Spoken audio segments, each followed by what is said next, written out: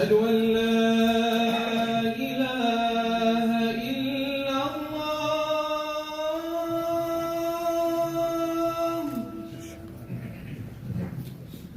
أشهد أن لا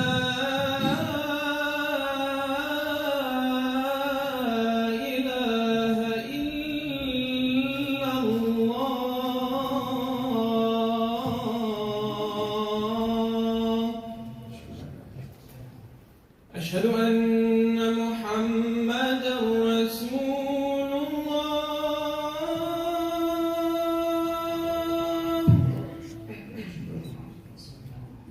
أشهد أن محمدا رسول الله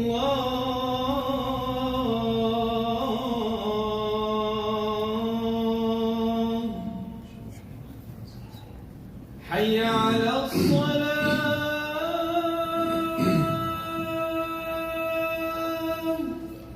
لا حول ولا قوة إلا بالله. حي على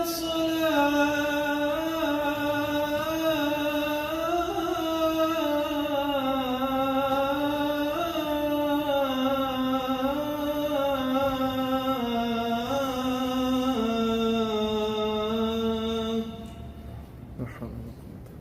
حي على الفلاح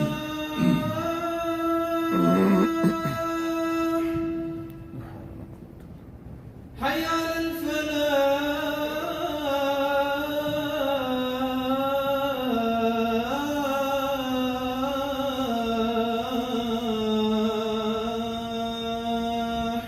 لا حول ولا قوة إلا بالله. الله أكبر الله أكبر الله. لا إله إلا الله لا إله إلا الله.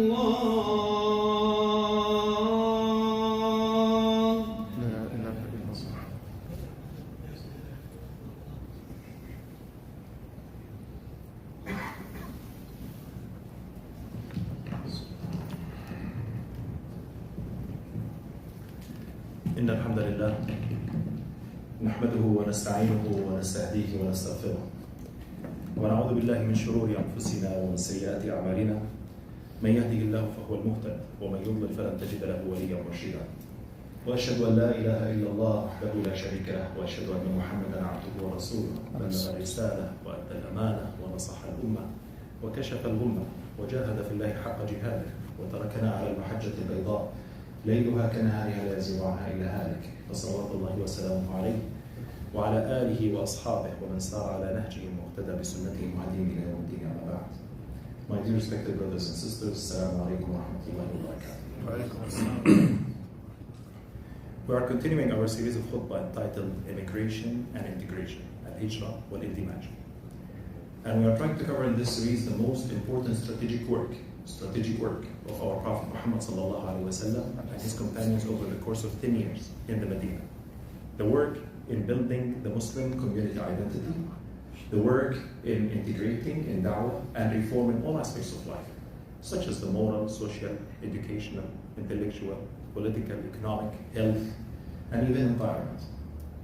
And we will see how the Prophet Muhammad ﷺ was interacting with all the different groups of the Medina society, Muslims and non-Muslims, while he balanced the preservation of the Islamic identity, al-hifaz al-hawiyya al-Islamiyya, and citizenship. My dear respected brothers and sisters, today, as promised inshallah ta'ala, I will continue covering the fourth strategic project which Prophet Muhammad ﷺ carried out as a cornerstone in building what I call the Muslim, the political identity of the Muslim community. It is the Medina document, Wathiqat al-Madinah. In the previous khutbah, I talked about three general principles that the Medina document covered, which is the unity and freedom of belief and worship and justice. Today, inshallah ta'ala, we will try to cover some of the rights and responsibilities that the Medina's document mentioned, pointing to some of the articles which discuss that. So let's start, inshallah, with the rights. The first right that comes to my mind, and we can see it clearly in the document, is citizenship. where we mentioned that under the unity in the previous khutbah.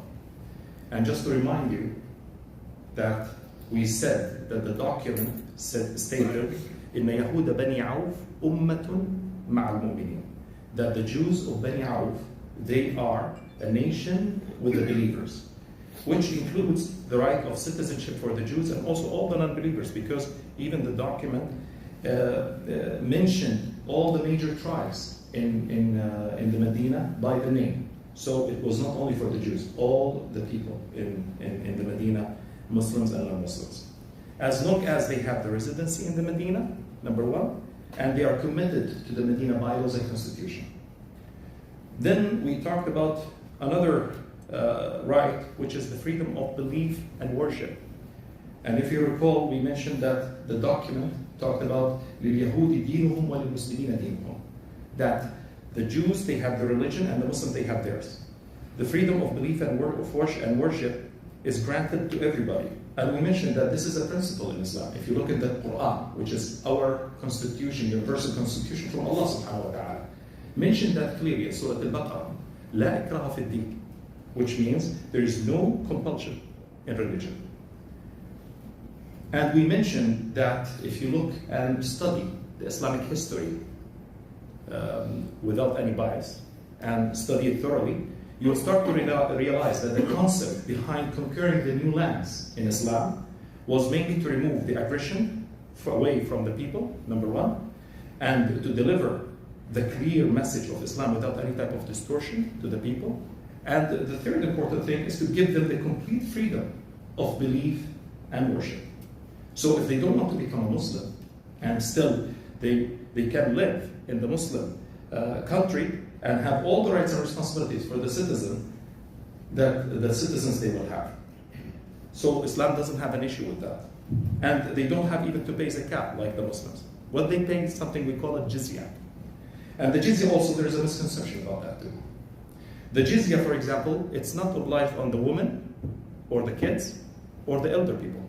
It's only obliged on the non-believers who have the ability or who can fight to defend the country from outside aggression, and they don't want to fight because of the religious reasons. This is the only people who will pay the jizya. Only the men who have the ability to fight and they don't want to fight. It's like, so they pay the jizya instead. It's like some of the military exemption fees that some of the countries they do right now for their citizens if they don't want to fight and to join the military. And the minute that the non-believer decide and took the decision to fight with the Muslims, to defend, only defending, not to all go with the Muslims to conquer. No, the Muslims, they don't want them to be with them and conquering. They are talking about defending your country now that you are living in it as a citizen.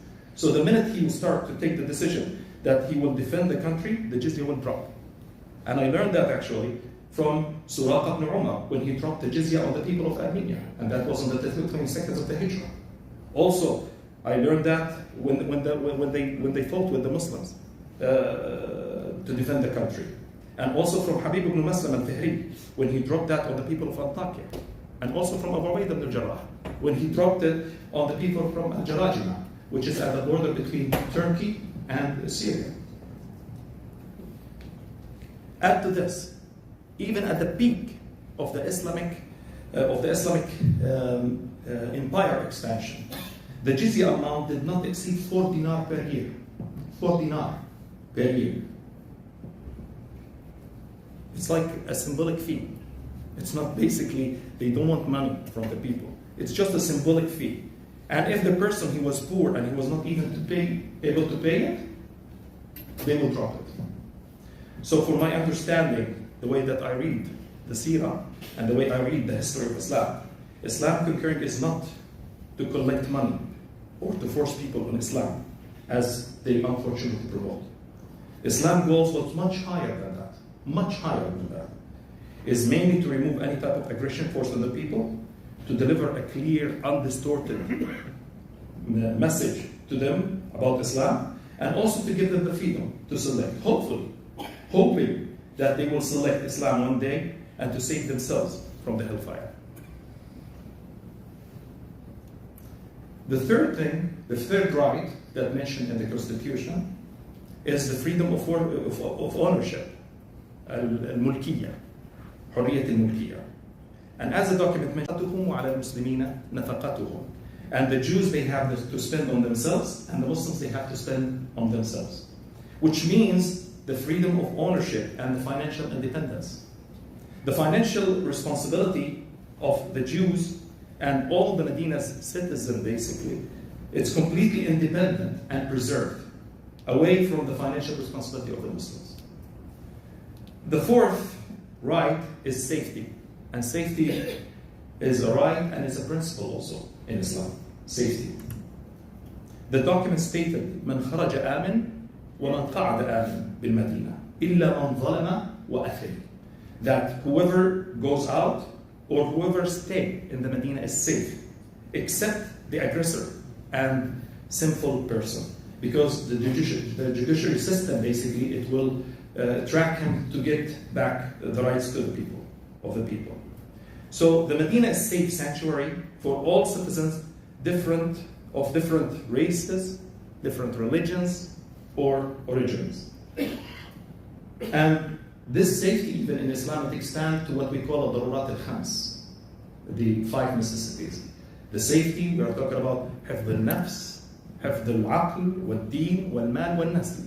That preserving the soul, النفس, العقل, the mind, الدين, the faith and religion, the money, and النسل, which is the family. And I remind you that this new concept, which is the safety over here, has been stated in the Medina, who witnessed wars for over than 140 years in the Medina. And just finished 2 or 3 years ago from stating that document. So it was really crucial, and the people of the Medina, they sensed the need of that, the safety. The fifth and the final right that the document talked about, which is equality, al-Musawa. The document stated, أن ذمة الله واحدة وأن المسلمين يجير عليهم أدناهم. That the Muslims are equal in their rights and authority to give refuge and safety to anyone, and all the Muslims should respect and fulfill that type of protection. And I remind you, like Zainab bint Rasulullah sallallahu alaihi wasallam, she gave a refuge for Ibn al-As, who was her husband in the Jahiliyyah. He was not a Muslim at that time. And nobody will be able to touch him. So the woman, any woman in the Medina, if she said that I give a refuge for a specific person, he isn't safe. That's also a right and equality in giving the right to everybody, not just to the elites.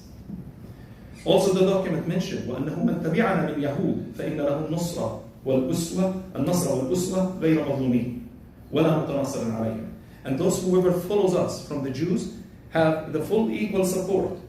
And Allah subhanahu wa ta'ala emphasized, Almighty emphasized this principle in the Quran when He said, Allah subhanahu wa ta'ala, يا أيها الذين آمنوا إنا خلقناكم من ذكر وأنثى وجعلناكم شعوبا وقبائل لتعارفوا. That, O people, we created you from male and female, only two, and made you societies and tribes so that you may know one another. Equality in Islam, the way that we learn it in Islam, it means dealing with the people in front of the law, judiciary system, Islamic ruling, and even the general rights without any type of distinction based on religion, origin, gender, financial status, wealth, prestige, or color. All of them are equal. This is one of the forms of equality. Also, it means giving the equal opportunities to all according to their abilities, competencies, talents, and productivity. All the people. So, if you look at the values in Islam, we have the same name of the values. We call it universal values, like equality, freedom of belief, and other stuff. All of them, they have the same name with all the nations, all the different religions. But if you look in Islam, the definition for each value is totally different. Or not totally different, it's more profound, it's deeper, and even it's connected with the other values, and it's more balanced. A lot of these values right now in different countries, they become more naive and they become unbalanced. Because the people, they are doing trial and error just to try to balance it. And they won't be able to be balanced. We have the blessing of Islam that Allah subhanahu wa ta'ala, He sent us this minhaj. And He sent us these type of values because He's the creator of the whole universe. And look at the whole universe. It has been monitored and has been controlled in a very precise way. So even the values, which is reflected in our religion, it's balanced, fully balanced. And we have a message over here to deliver to the people. When they become imbalanced in their values, to return back to the balanced forms of these values. And that's part of the da'wah. Those are some of the rights that the document covered. So let's highlight, inshallah, some of the responsibilities that the Madinah's document covered. The first responsibility is respect the authority and the rule of law. The Muslim, their supreme authority is Allah subhanahu wa ta'ala and His Messenger, sallallahu alayhi wa sallam. And this is one of our principles. It mentioned in the Quran, and also the Prophet sallallahu alayhi wa sallam, he mentioned it in the document. In the document it mentioned, said, وَأَنَّهُ مَهْمَا اخْتَلَفْتُمْ فِيهِ مِنْ شَيْءٍ فَإِنَّمَا رَدَّهُ إِلَى اللَّهِ وَإِلَى مُحَمَّدٍ صَلَّى اللَّهُ عَلَيْهِ وَسَلَّمَ. And any matter that you have a dispute about it, refer it back to Allah subhanahu wa ta'ala and His Messenger for the final say and judge. And this is a confirmation that the supreme judicial authority in the Medina to settle any type of dispute is Allah and His Messenger, sallallahu alayhi wa sallam. And according to this document, all the people in the Medina accepted that, including the Jews and the non-believers. And by the way, the Jews we mentioned before, that they have also their own judiciary system if they want to do the judging among themselves based on the Torah. Islam gives them the ability to do they have their own courts, referring to the Torah, to release any type of dispute among them, except in two cases I mentioned, except when the problem is significant and its effect could go beyond the Jews community, and the second thing, if the Muslim is involved in that specific issue. In that case, they have to move it to the Islamic judiciary. That was the first responsibility. When I looked at the other responsibility and duties that has been mentioned in the document, I found a common factor among them. This factor is basically, all of them are within what I call social responsibility. So if you look at the social solidarity, this is one of the responsibility. Preventing internal aggression, society security, and even giving advice. Those four, right, the responsibilities, you will find that a common factor among them is what we call the social responsibility. In Islam, social responsibility does not finish and end by choosing the leader or the authority. Actually, instead, it goes beyond that to some of the following responsibilities. Let me explain over here some of these responsibilities. Social solidarity, for example. Social solidarity, you are talking about 20% of the articles which is mentioned in the document. The document has 47 articles, so you are talking about 10, almost like 10 of those articles. It was talking about the social solidarity, which means that the Islam uses the tribes as a way to do the financial support if any issue happens, especially if somebody killed another person by mistake. In that case, he has to pay what we call a diya, and the diya is really big. So sometimes the person cannot handle it. So Islam did not reject the tribalism entirely. Rather, it utilizes the sum of the tribe positive functions to carry the meaning of social solidarity, especially on the financial support for their members. So the financial solidarity begins with the family. So the family, they have to take the burden and to help their member to pay that diya. If they couldn't do it, it will go to the bigger circle, which is the clan. If they couldn't do it, it will go to the tribe. If they couldn't do it and fulfill that payment, in that situation, it will become as a responsibility for the community. So this is how the Prophet ﷺ organized this inside the Medina. Another type, which is preventing the internal aggression. The document stated, وَأَنَّ الْمُؤْمِنِينَ الْمُتَّقِينَ أَيْدِيهِمْ عَلَى كُلِّ مَنْ بَغَى مِنْهُمْ وَأَنَّ أَيْدِيهِمْ عَلَيْهِ جَمِيعًا وَلَوْ كَانَ وَلَدَ أَحَدِهِمْ. That, and the believers should all work together to stop anyone who transgressed from them, even if that one was one of their sons. Before Islam, as a rule of thumb, the way that the tribes and the society, they usually support their members in all cases, in all situations. So whether they were oppressed or oppressor. So if they are oppressor, all the tribe now become oppressor. When Islam came, it redefined that. It by approving the support of the oppressed and changing the help of the oppressor by preventing him from the oppression. انصر أخاك ظالما أو مظلوما. The fourth one is the society security. The document stated وأن بينهم النصر على من حارب أهل هذه الصحيفة. وذكرت في موضع آخر أن اليهود ينفقون على المؤمنين ما داموا محاربين. So it means over here that if there's any external attack happened on the Medina, all the members of the society must cooperate together to protect it, and includes spending with the Muslims during their fight in defense of the Medina. So subhanAllah, as you see over here, when I mentioned the rights and the responsibilities, you'll see that from these articles that it shows that no party is different from the other. And no party feels that is stranger in this society. Rather than everyone, without exception, participate in protecting and defending their homeland. أسأل الله تعالى أن يعلمنا ما ينفعنا وينفعنا بما علمنا وأن يجعلنا مما يستمعون قوله يتبعون أحسنه. أقول قولي هذا وأستغفر الله لي ولكم فاستغفروه فيفوز المستغفرين. استغفر الله.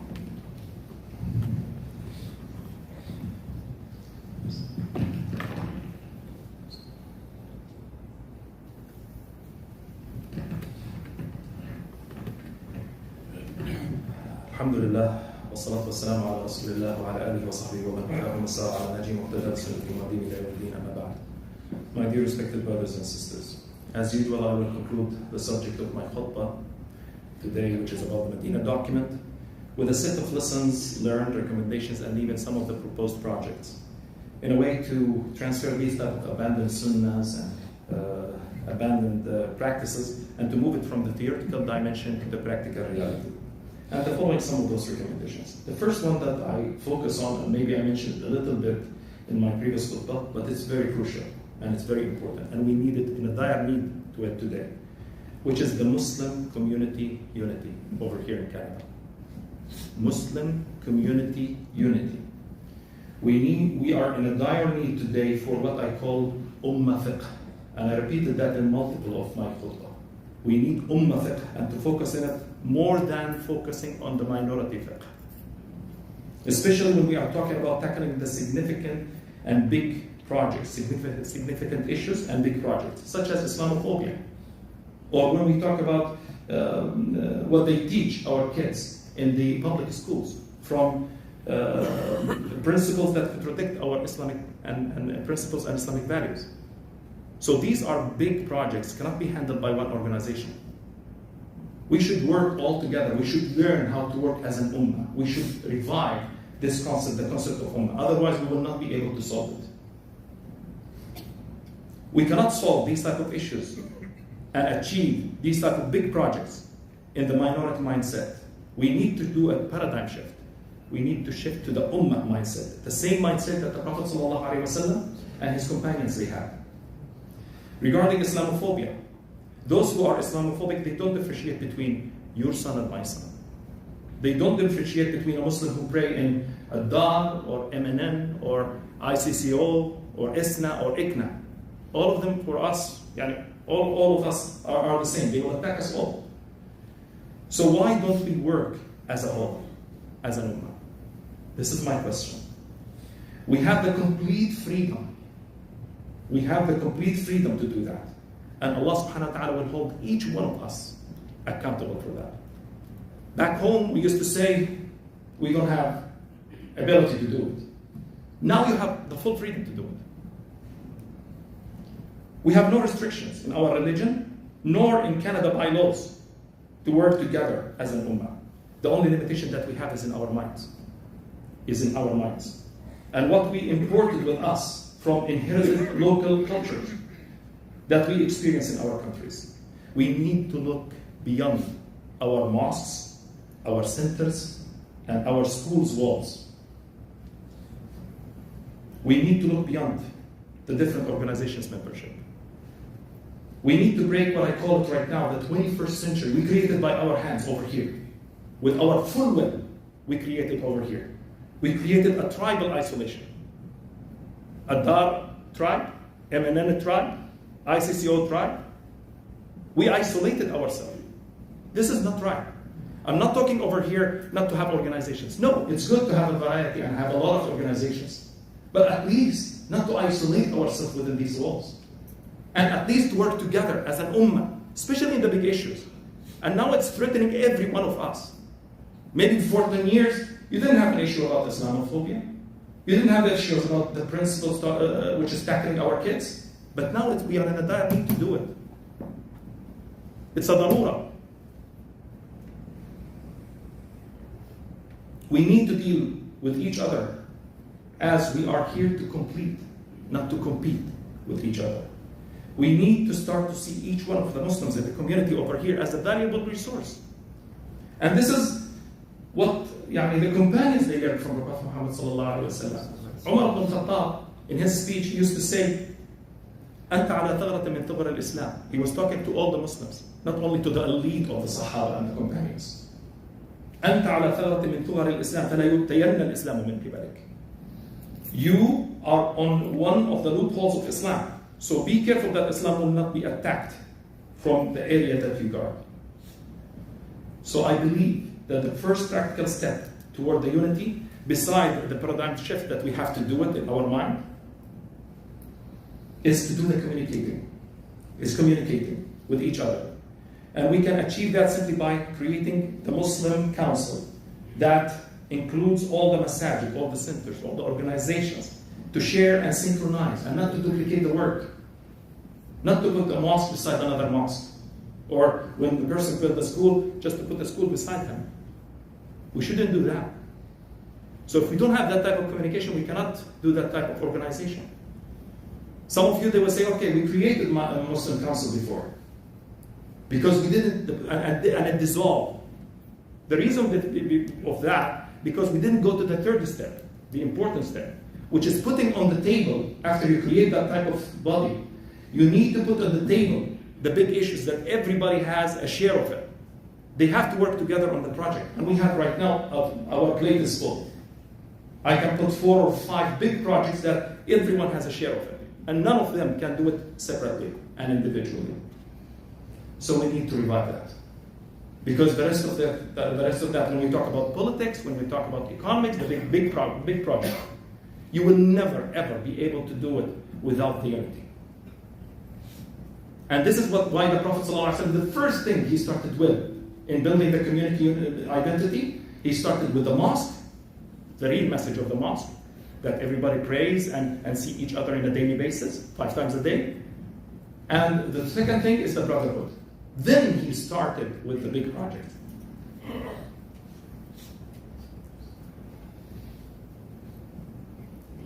أسأل الله عز وجل أن يجعلنا ممن يحيون سنة نبينا محمد صلى الله عليه وسلم في جمع قلوب المسلمين على طاعته ونصرة دينه ومن مرجعهم في كل أمورهم كتاب الله وسنة رسوله صلى الله عليه وسلم. إن الله وملائكته يصلون على النبي يا أيها الذين آمنوا صلوا عليه وسلموا تسليما. اللهم صل وسلم وبارك على نبينا محمد وعلى آله وصحبه وسلم تسليما كثيرا. اللهم اجعل اجتماعنا هذا اجتماعا مرحوما واجعل تفرقنا من بعده تفرقا معصوما ولا تجعل فينا ولا من بيننا شقيا ولا محروما. اللهم اهدنا واهد بنا واجعلنا سببا لمن اهتدى. اللهم انا نسالك ان تجعل خير اعمالنا اواخرها وخير اعمالنا خواتمها وخير ايامنا يوم لقائك. اللهم انا نسالك من الخير كله عاجله واجله ما علمنا منه وما لم نعلم ونعوذ بك من الشر كله عاجله واجله ما علمنا منه وما لم نعلم. اللهم انا نسالك من خير ما سالك منه نبيك وحبيبك محمد صلى الله عليه وسلم ونعوذ بك من شر ما استعاذك منه نبيك وحبيبك محمد صلى الله عليه وسلم. إن الله يأمر بالعدل والإحسان وإيتاء ذي القربى وينهى عن الفحشاء والمنكر والبغي يعظكم لعلكم تذكرون فاذكروا الله العظيم يذكركم واشكروه على نعمه يزدكم ولذكر الله أكبر والله يعلم ما تصنعون وأقم الصلاة. لا تفصيل. الله أكبر الله أكبر.